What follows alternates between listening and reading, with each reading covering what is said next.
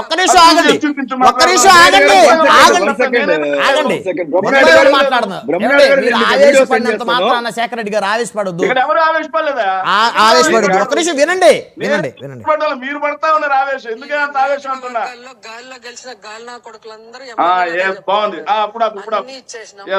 బాగుందా? మీకు బాగానే ఉంటదిలే, ఇవన్నీ వినసొప్పుగా ఉంటాయి కదా.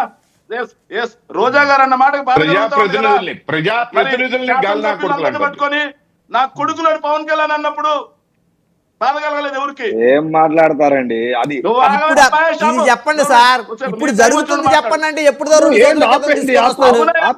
బాధగలగలేదే మీకు?